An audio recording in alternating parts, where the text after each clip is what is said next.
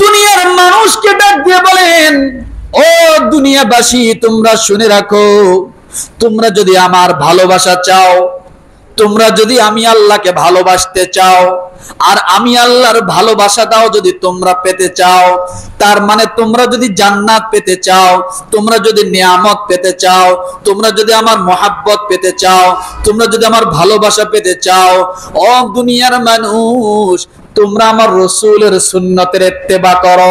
আমার রসুলের একটা সুন্নতকে হলেও তোমরা জিন্দা করো, আমার রসুলের সুন্নতকে তোমরা ভালোবাসো, তাহলে আমি আল্লাহকে ভালোবাসা হয়ে যাবে।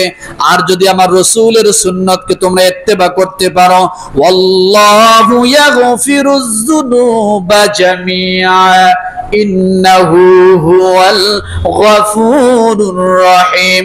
আল্লাহ ডাক দিয়ে বলেন, আমি আল্লাহ তাআলা আমার রসুলের সুন্নতের ইত্তেবা করার কারণে, রসুলের মুহাব্বত অন্তরে পয়দা করার কারণে আমি আল্লাহ तमाम जिंदगीर सब गुनाह আমি আল্লাহ মাফ করে দিব। কি করবেন? কি করবে? গুনাহ যদি মাফ পেতে চান, মাজারে মান্নত করতে হবে। কথা বলে, ঘরের পাশে গরিব মানুষ খাইতে পারে না, ডাক্তার দেখাইতে পারে না, আপনি এখানে 500 টাকা দেন না, মাজারে 5000 টাকা যায় দেন। এটা মানুষত্ব নয়, অমানুষের কাজ। এটাই অমানুষের কাজ। আপনার পাশের ঘরে এমন একজন মানুষ আছে, 2 দিন ধরে না খাওয়া, 1 দিন ধরে না খাওয়া, ঘরে একবেলা চাউল নাই, ডাক্তার দেখাবে সে টাকা নাই, মেয়েটা বিবাহ দিবে সে পরিবেশ তার নাই, ঘরে টিনে চাল নাই, কত কষ্ট করতেছে। আপনি এই সময় মান্নত করলেন না, দিলেন না, তার জন্য কোনো ব্যবস্থা করলেন না। আপনি মান্নত করে বসে আছেন মাজারে, টাকা দিবেন 10,000, আর ওই মানুষটা না খেয়ে মারা যাওয়ার পরে কাপড়ের কাপড় দেওয়ার জন্য সবাই হুমড়ি খেয়ে পড়ে। আছে না নাই? কাপড়ের কাপড় আমি দেবো, অমুক দিবে, তমুক দিবে, এরপরে 3 দিনের সময় টাকা দিবে, 5 দিনের সময় টাকা দিবে, 40-এর সময় দিবে। মানুষের এখন দান করার হুর বাজে গেছে। অথচ ওই মানুষটা মারা যাওয়ার আগে তার চিকিৎসার দরকার ছিল, ওই সময় কেউ সহযোগিতা করে নাই। মারা যাওয়ার 3 দিনের দিন মানুষ 5 কেজি চাউল, 10 কেজি চাউল টাকা পয়সা দিয়ে মিলাদের ব্যবস্থা করতেছে। জায়েজ নাই, এভাবে জায়েজ নাই। জায়েজ ছিল ওইটা আগে তার বেঁচে থাকা অবস্থা তার সহযোগিতা করা। সে বেঁচে থাকা অবস্থা তার সহযোগিতা করলেন না, মরে গেল, তার মিলাদের আয়োজন করলেন। এই মিলাদে কিচ্ছু আসবে না। তার হক ছিল আপনার থেকে সাহায্য নিয়ে আরো কিছুদিন বেঁচে থাকার হক ছিল আপনার কাছে। সে আপনার কাছে প্রাপ্য ছিল বেঁচে থাকা অবস্থায়। এখন মরে গেছে, আপনি 3 দিনের আয়োজন করলেন, কাপড়ের কাপড় সবাই দিতে চাচ্ছে, আছে না? 40-এর সময় বিশাল 2টা গরু কিনতে হবে, 500 মানুষ দাওয়াত দিয়ে খাওয়াইতে হবে। কি লাভ এগুলা করে? তার বেঁচে থাকা অবস্থায় 1 গরুর টাকা দিলে তো সে ভালো চিকিৎসা পাইতো, পাইতো না? একটা খাসির টাকা দিলেই তো সে ভালো চিকিৎসা পাইতো, 10,000 টাকা হলে সে ভালো চিকিৎসা পাইতো। সে সময় তার দিকে কেউ খেয়াল করলেন না, মরে গেল। এখন এলাকার সব মানুষ সমাজপতিরা বসে তার 40-এ করার আয়োজন শুরু করে দিল। এগুলো হলো বোবা শয়তান। কি শয়তান? বোবা শয়তান। বেঁচে থাকতে 1 টাকা দিবে না, বেঁচে থাকতে সহযোগিতা করবে না, মরে যাবেন, যত দয়া মায়া সব এসে উপস্থিত হলো আপনার সামনে। জায়েজ নাই। আজকে বড় কষ্ট হয়। আপনি চোখে দেখেন মাজারে গাজার আসর বসে, আপনি চোখে দেখেন সুস্থ মানুষটা অসুস্থ অবস্থায় লাল শালুক পরে বেড়াচ্ছে, আপনি চোখ দিয়ে দেখতেছেন মানুষটা প্রতিদিন শ্যাম্পু করলে, গা গোসল দিলে, 2-1 দিন পর পর মাথাটা আছড়াইলে, তেল তুল দিলে মানুষটা চকচকা দেখা যাইত। মানুষটার মাথায় এমন পেস্টা গোছাইছে, এমন ক্যাশ গোছাইছে, জট বাইদে সেদিন দেখলাম যে প্রায় 4.5 কেজি জট মাথার থেকে নামাইছে। কত কেজি? মানে এগুলো একটা ভাওতাবাজি। এগুলো না ধরলে তো আর আপনারা দিবেন না, খাসি মান্নত করবেন না, গরু মান্নত করবেন না, অমুক দিবেন না, তমুক দিবেন না। কেন? সুস্থ মানুষটা ওখানে গেলে অসুস্থ হয়ে যায়, কারণ দেখি এই জন্য বলি যে রসুলের সুন্নাহকে আঁকড়ায় ধরার চেষ্টা করেন। আমার রসুল কি পেস্তাওয়ালা ছিল, জটওয়ালা ছিল, মোজ বিশাল বড় বড় ছিল?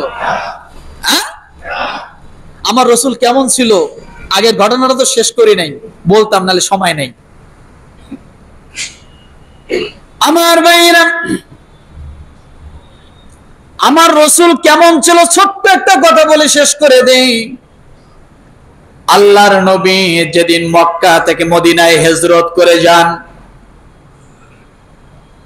হযরত আবু বকর সিদ্দিক রাদিয়াল্লাহু তাআলা আনহুর সাথে প্রায় 13 থেকে 14 দিনের পথ আল্লাহর রসুল মক্কা থেকে মদিনায় পৌঁছতে সময় লাগে। এই 13-14 দিনের মধ্যে রসুলের বারবার খিদে লাগছে কি লাগে নাই বলেন? আল্লাহর নবী ক্ষুধার্ত অবস্থায় হাঁটতে পারে না, ক্ষুধার্ত অবস্থায় দাঁড়াতে পারে না, ক্লান্ত শ্রান্ত শরীর নিয়ে আল্লাহর নবী হযরত আবু বকর সিদ্দিক রাদিয়াল্লাহু তাআলা আনহুকে ডাক দিয়ে বলেন, আবু বকর, আমি বড্ড ক্লান্ত হয়ে গেছি হাঁটতে হাঁটতে, আমার জন্য কি একটু পানির ব্যবস্থা করতে পারো কোনোভাবে?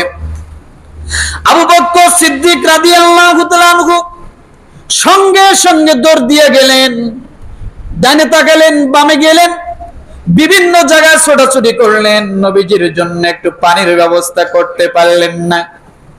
বুখারী শরীফের হাদিসটা খুলুন, সেখানে আছে, আমি এখন যে হাদিসটা বলবো উম্মে মাবাদের ঘটনা বলবো। উম্মে মাবাদ একজন বুড়ি মহিলা, আল্লাহর নবীর সাহাবী হযরত আবু বকর সিদ্দিক রাদিয়াল্লাহু তাআলা আনহু পা পা করে যখন পথ রওনা করলেন, হঠাৎ দেখে কিছু ছাগল দেখা যায়। আবু বকর সিদ্দিক রাদিয়াল্লাহু তাআলা আনহু বললেন, নবীজি, এখানে কিছু ছাগল দেখা যায়, মনে হচ্ছে এখানে কিছু মানুষের বসবাস অবশ্যই আছে। আমার ভাইরা, আবু বকর সিদ্দিক রাদিয়াল্লাহু তাআলা আনহু সহ ওই এলাকার দিকে যখন গেলেন, উম্মে মাবাদের বাড়ি যখন দেখতে পারলেন, ঘর দেখতে পেলেন, মনের মধ্যে আশ্বস্ত আসলো এখানে অবশ্যই মানুষ বসবাস করে। উম্মে মাবাদের ঘরের নিকটে যখন চলে গেলেন, যে ডাক দিয়ে বললেন, এই বাড়িতে কেউ কে আছে? বললে একজন বুড়ি মানুষ আছে। ভিতর থেকে নক করে বললেন, একজন বুড়ি মানুষ আছে। ডাক দিয়ে বললেন, আমরা পথিক, আমরা মদিনার দিকে পথ রওনা করেছি, আমাদের জন্য কিছু খাবারের ব্যবস্থা করে দিতে পারেন কি? উম্মে মাবাদ তার ঘরের মধ্যে খাবারের মতো কিছুই ছিল না, আর তার স্বামী বাইরে কাজ করার জন্য অনেক দূরে চলে গেছে। আবু বকর সিদ্দিক রাদিয়াল্লাহু তাআলা আনহু নবীজির জন্য উম্মে মাবাদের ঘর থেকে কিছুই আনতে পারলেন না। আল্লাহর নবী এবার ডাক দিয়ে বলেন, আবু বকর, ওই যে ছাগল দেখা যায়, ওই ছাগলটা উম্মে মাবাদের কাছ থেকে নিয়ে আসো। উম্মে মাবাদকে যখন ডাক দিয়ে বললেন, আপনার কাছে একটা ছাগল দেখা যায়, ছাগলটাকে একটু দিবেন। উম্মে মাবাদ ডাক দিয়ে বলেন, এই ছাগল তো একবার জীর্ণ শীর্ণ, স্বাস্থ্য শরীর কিছুই নাই, এই ছাগলের তো কোনোদিন বাচ্চা হবে না, ছাগল দিয়ে তোমরা কি করবা? হযরত আবু বকর সিদ্দিক রাদিয়াল্লাহু তাআলা আনহু বললেন, আমাদের রাসূল ছাগলটা চাইছেন, আপনি দেন। ছাগলটা যখন রাসূলের সামনে নিয়ে আসা হলো, সঙ্গে সঙ্গে আল্লাহর নবীকে ছাগল দেখার সঙ্গে সঙ্গে ছাগল পিছনের পা দুটো ফাঁক করে দাঁড়িয়ে গেলেন। বলেন সুবহানাল্লাহ। ছাগল দাঁড়িয়ে গেল। আল্লাহর নবী রহমতের হাত, বরকতের হাত দুটো দিয়ে হাত দিয়ে যখন ছাগলের ওলানের মধ্যে, দুধের বাড়ের মধ্যে যখন রাসূল টাচ করলেন, হাতের তলা দিয়ে যখন বাচ্চা এইভাবে ধরলেন, সঙ্গে সঙ্গে দুধের ওলান, দুধের বাড়টা এমন ভাবে ঝুলে গেল যেন মাটি পর্যন্ত স্পর্শ করে ফেলল। উম্মে মাবাদ আশ্চর্য হচ্ছে, এই মানুষ দুটো কারা, কোথা থেকে আসলো? এই ছাগলের কোনোদিন বাচ্চা দেয় নাই, ছাগলের বাচ্চা হয় নাই। কিন্তু ছাগল মানুষটার সামনে যাবার সঙ্গে সঙ্গে পিছনের পা দুটো ফাঁক হয়ে গেল, ওলানে হাত দেওয়ার সঙ্গে সঙ্গে দুধের বাট বড় হয়ে গেল। উম্মে মাবাদকে ডাক দিয়ে বলতেছেন, উম্মে মাবাদ, একটা গামলা নিয়ে আসো। গামলা যখন নিয়ে আসা হলো, আল্লাহর নবী দুধের বাড়ের নিচে যখন গামলা ধরলেন, রসুল বিসমিল্লাহ বলে যখন বাড় থেকে দুধ নামানো শুরু করলেন, বাড় থেকে যতই দুধ নামায় বাড় তত আস্তে আস্তে বড় হয়ে যায়। উম্মে মাবাদ আশ্চর্য হয়ে গেল। আল্লাহর নবী সেখান থেকে দুধ খাইলেন। হযরত আবু বকর সিদ্দিক রাদিয়াল্লাহু তাআলা আনহুকে দুধ দিলেন। এবার উম্মে মাবাদের জন্য দুধ দিলেন। উম্মে মাবাদ যখন দুধ খাইলেন, খাওয়ার পরে আরো কিছু দুধ রয়ে গেল। দুধগুলো রাখলেন, তার মুরব্বী স্বামী আছে, কাজের বাইরে চলে গেছে, আসবে তারপরে খাবে। কিন্তু উম্মে মাবাদের আশ্চর্য মনে হয়ে গেল, এটা এমন মানুষ কোনোদিন দেখি নাই, এত সুন্দর মানুষ কোনোদিন দেখি নাই, এই মানুষ কোথা থেকে আসলো? আমার ভাইরা, আল্লাহ নবী কোনো কথা না বলে চলে গেলেন। এদিকে তার স্বামী যখন বাড়িতে আসলো, আসার পরে ঘরের মধ্যে যখন দুধ দেখতে পেল, দেখার পরে ডাক দিয়ে বলল, মেমাবাদ, তুমি দুধ কোথায় পাইলা? এত সুন্দর দুধ তুমি কোথা থেকে ব্যবস্থা করেছো? আল্লাহর বান্দি ডাক দিয়ে বলেন, আজকে দুজন পথিক আমাদের বাড়িতে এসেছিল। স্বামী গো, আমি বলছি এমন সুন্দর চেহারাওয়ালা মানুষ আমার জীবনে আমি কোনোদিন দেখি না। শরীরের রং বললেন লালচে লালচে রং, অনেক সুন্দর চেহারাওয়ালা মানুষ। ওই ব্যক্তি প্রশ্ন করতেছে, লোকটা খাটো না বাটা, লম্বা না খাটো? উম্মে মাবাদ বলতেছে খাটো না লম্বাও না। যখন বর্ণনাগুলো উম্মে মাবাদ দিয়ে দিলেন তার স্বামীর কাছে, স্বামী এবার ডাক দিয়ে বলেন, উম্মে মাবাদ রে, শুনে রাখো, তোমার ঘরে যেমন তেমন ব্যক্তি আসে নাই।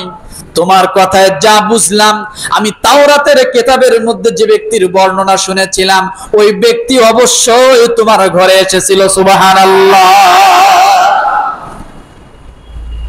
আমার ভাইরা, এই জন্য রব্বুল আলামিন ডাক দিয়ে বলেন, লাকাদ কানা লাকুম ফি রাসূলিল্লাহি উসওয়াতুন হাসানাহ।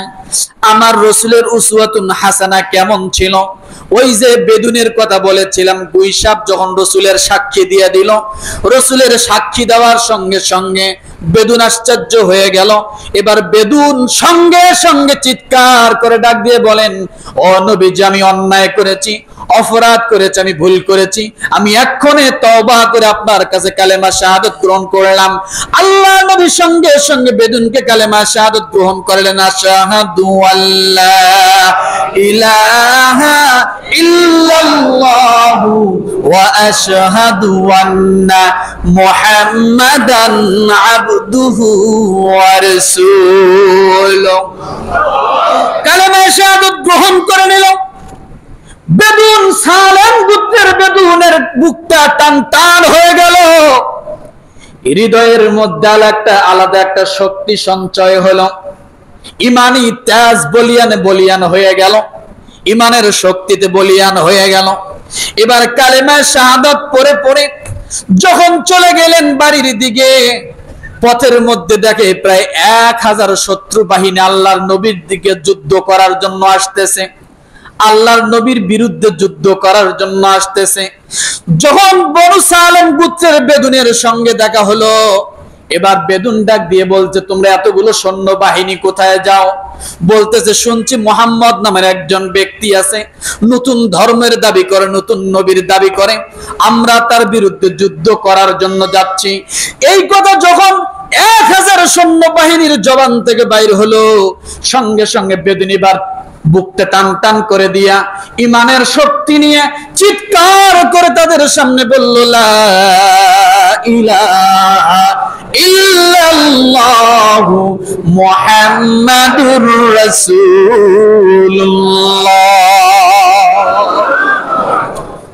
বেদুনের জবান থেকে যখন শুনল 1000 সৈন্য বাহিনী রাসূলের সঙ্গে যুদ্ধ করার জন্য যাচ্ছে, সঙ্গে সঙ্গে আশ্চর্য হয়ে গেল।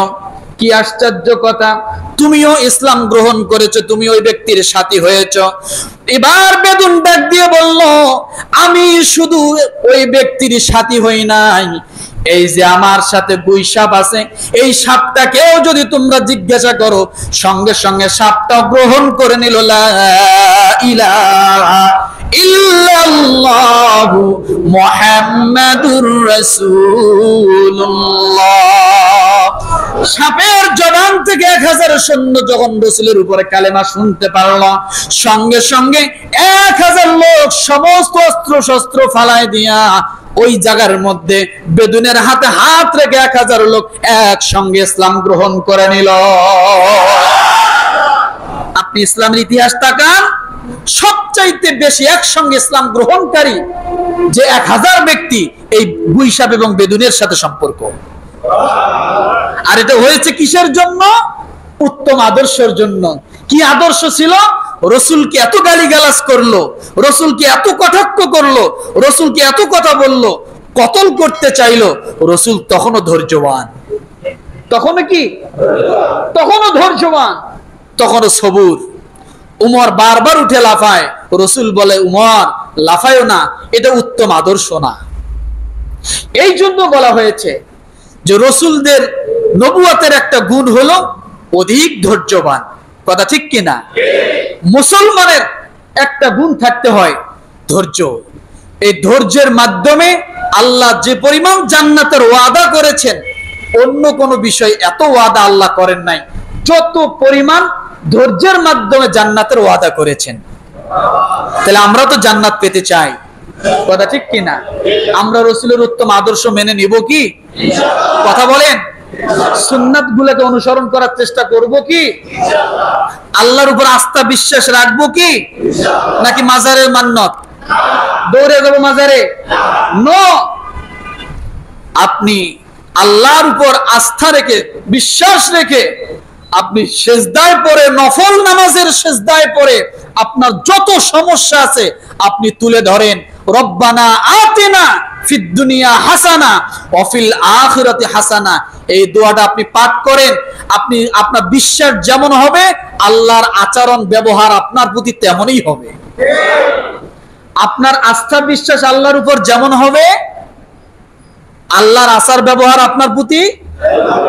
একজন বিশাল বড় ডাক্তার, কিন্তু ডাক্তার দেখে আপনার পছন্দ হলো না, মনে রাখেন ওই ডাক্তারের ওষুধে আপনার কাজও হবে না। বিশ্বাস হয়? বিশ্বাস হয় এই কথাটা? আর যদি ফুটপাতের কবিরাজ যে গাছের মোতা বেচে, তাবিজ বেচে, এর প্রতি যদি আপনার আস্থা থাকে, ওই একটা গাছের মোতায় আপনার জন্য রোগ সারা যথেষ্ট হতে পারে। তাহলে বোঝা গেল মানুষের আস্থাটা অনেক সময় মানুষের রোগ শেফার কারণ হয়ে যায়। কথা ঠিক না?